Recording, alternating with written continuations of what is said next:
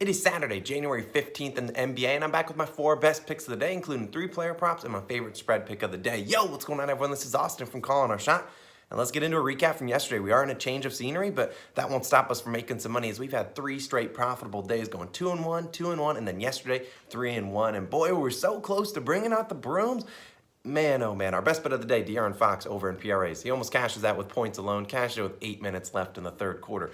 Darius Garland, he cashed his over in PRAs with just points alone. Jason Tatum cashes just barely on the hook. Our lone loss of the day, the Chicago Bulls, which I didn't check the score. I don't think they really covered the 3.5 points. That's why I don't bet a lot of spreads in the NBA, but you guys keep wanting me to bet spreads, so I guess we'll keep doing it, even though they're not normally my most confident bets. But if you are new to the channel, consider clicking that subscribe button down below. We're closing in. 20,000 subscribers is on the way, less than 200 subscribers away from that, so if you are new to the channel, consider going and click that red button down below. Click that like button too. We've been on a pretty good run the past couple days. Hopefully we can continue that going. My last note, Saturday's NFL best bets for the Bengals, Raiders, and the Bills, Patriots is live on the channel. It will be linked in the description down below and linked at the end of the video. Go check that out. I had my favorite player prop and spread or over under pick for each of those games, and we've been on a 29-11 run in the NFL the past 4 weeks. So hopefully we can continue that. Let's waste no more time. Let's hop into my best bet of the day. Malik Monk under 24.5 PRAs, minus 113 on FanDuel. Now, this might come as a surprise to some of you guys because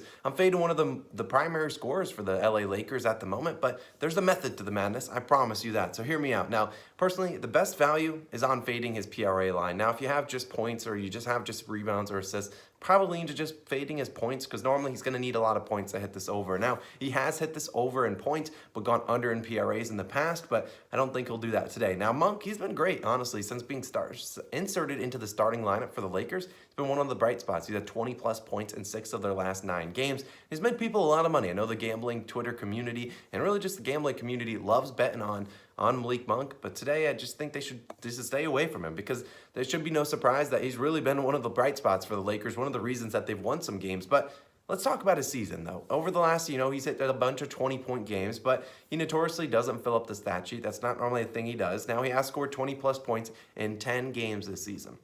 7 of those games have been at home. Today they are on the road, taking on the Nuggets, and the 3 times he hit the over on the road were against the Sacramento Kings twice and the Houston Rockets. Well, spoiler alert, those 2 teams stink at defense. They give up a ton of open 3-pointers, which is exactly what Malik Monk does. Now, that's not what the Denver Nuggets do. They currently play they play at a super fast pace, which plays into what Malik Monk does.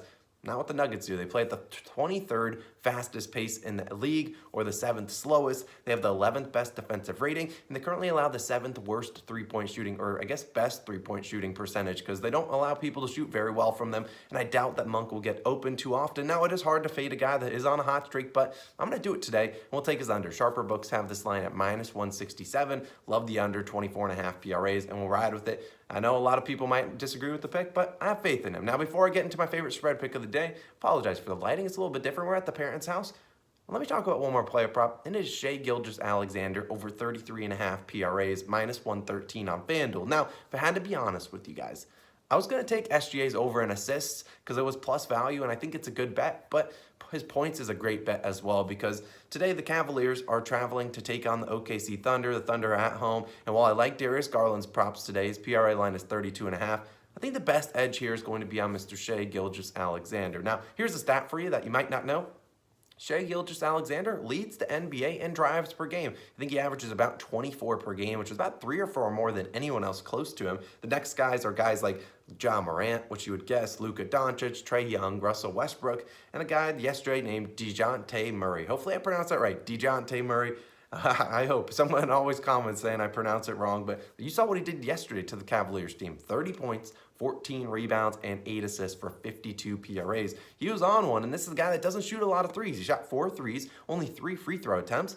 And you look at it, that's the same exact recipe that SGA does. He doesn't shoot a ton of threes, but he can knock them down a little bit better than Murray can. But he does get to the free throw line a lot more than Murray does. So, which Murray only shot 4 threes and, like I said, only 3 free throws. Now we look at it over his past 2 games. SGA, Shai Gilgeous-Alexander, but on an absolute hot run, he's at 43 and 52 PRAs, almost hitting this over in just points alone. And while he doesn't play the Cavaliers too often, his last 2 games against them, 36 and 44 PRAs. They did something to him. I don't know what they did, but either way, it won't matter. Like what the Spurs did, Darius Garland, doesn't matter to me. If you look at over the past 2 weeks, the Cavs have been beat up by a bunch of opposing point guards. Tyrese Halliburton scored just 21 points. Well, scored 21 points against this Cavs defense. That was with Fox in the lineup. Now, you look at Steph Curry, obviously hit this over. He had a good shooting day. Ja Morant hit this over, another guy that drives a ton. Trae Young at 35 points and 11 assists versus Cavaliers defense, and so on. All the guys that are notorious for driving, the basketball, I've hit this over. And whether he wants to drive the ball and see Allen and Mobley come at him, he just shoots a quick pull-up mid-range, or he goes past him. I don't care how he does it, passes to his teammates. I love Shea today, and I think he fills up the stat sheet. We'll take us over 33.5 PRAs. I think he has a good day for us when he is at home. Moving on to my spread pick of the day, it's a sketchy one. The Spurs, minus 2.5 points, taking on the Clippers. Now, I understand the Clippers are not playing well, but why is a team that is on a 5-game losing streak, lost 9 of their last 10 games, and is 15-27 overall a favorite here? Normally when things don't make a ton of sense in the NBA, there's likely a reason behind it, and I think there's a reason behind the Spurs being favored here. Now, they might get Derek White back, which truthfully I don't know if I necessarily want. I see teams struggled when they get new guys back, like guys off the health and safety protocols. I've seen the teams struggle to score or play well. The chemistry's all off the first game back, so I'd be fine if Derek White doesn't play. If he does play, so be it. The Clippers, on the other hand, are won 2 of their last 3 games. Granted, one of them was a big comeback against the Denver Nuggets. They were down 25 points. Another one, they beat the Hawks, and their last game they lost by 24 to the Pelicans. Now, the Clippers, they have a talented roster. Granted, they're missing their 2 most talented players in Paul George and Kawhi Leonard, but on the season, it's not going to be easy to win without those guys. Now, the San Antonio Spurs, 22-20 against the spread, so not great, not terrible. And then the Clippers are 19-24 against the spread this season, which isn't the best, but certainly could be a lot worse. There's worse teams in the NBA than them. San Antonio, coming off that rough loss to the Cavaliers yesterday, I think they'll bounce back and play well in this one. They're at home, where they notoriously play a lot better. They score more points at home. Hopefully they can play a little bit of defense against the Clippers roster, but I think they are due a win. Those teams played about a month ago. Spurs won by 24 points, showing they've been able to beat this Clippers team, and I think they can do it again, so not outside the realm of possibility. Take the Spurs, minus 2.5, and hopefully we can bounce back from that Bulls debacle yesterday, which I don't even know what the heck that was. That was disgusting. Now let's move on to my final play of the day.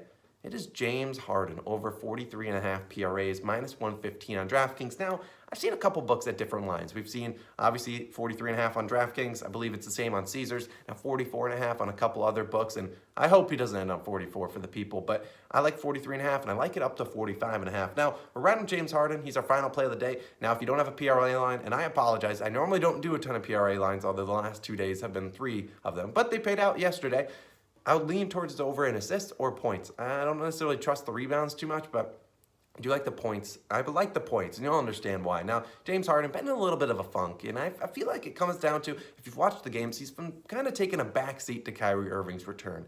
Now, Kyrie Irving, obviously, he has returned. He will be inactive today, but Kevin Durant, he's still going to get his shots. It's Kevin Durant. So I think James Harden has been taking a seat back, passing the ball, trying to get Kyrie Irving a little bit more comfortable, more chemistry with the team, and that has affected his stats. But, with Kyrie Irving going in and out of the lineup, James Harden's still, playing pretty decent. He has hit this over in 2 of his past 3 games. He absolutely roasted the Bulls alive, and despite putting up a dud last game versus the Thunder, when he was the only guy out there, they had no Kyrie, had no Kevin Durant, he still put up a dud, and that didn't surprise me. It was against Lou Dort, one of the best perimeter defenders in the league, and he's notoriously struggled against the Thunder because of Lou Dort. Now today, he takes on the Pelicans, and this is a team that cannot guard him. Now they can attempt to guard Kevin Durant. They got guys like Herb Jones or Brandon Ingram, and those guys match up more physically for him. But I just don't think they have a guy that can guard James Harden in this one. Now you look at New Orleans towards the bottom half of the league in terms of fouls committed. We obviously know James Harden pretty good at drawing fouls, although there's been a lot of drama this season. The refs are kind of back to calling those fouls. Now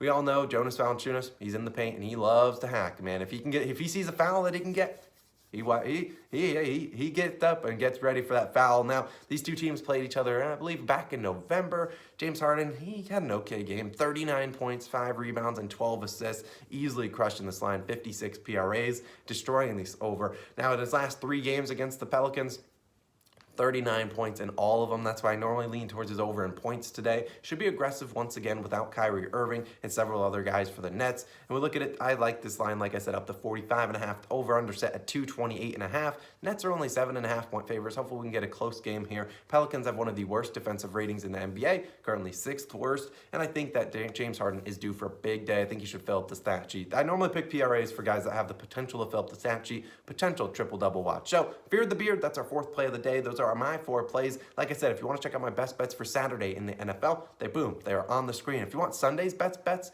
in the NFL, well, those will be live right after the Raiders versus Bengals game, probably around like 7:30 or so, right before the Bills-Patriots. So appreciate you guys for tuning in. Let's go for the 4th straight profitable day on 4 picks. I appreciate you guys for tuning in. Let's have a great day in the NBA and the NFL. Go check out that video linked on the screen, and I'll see you guys in the next one in the normal place. Today's video a little bit scuffed, but that doesn't matter. I'll see you guys tomorrow. Peace.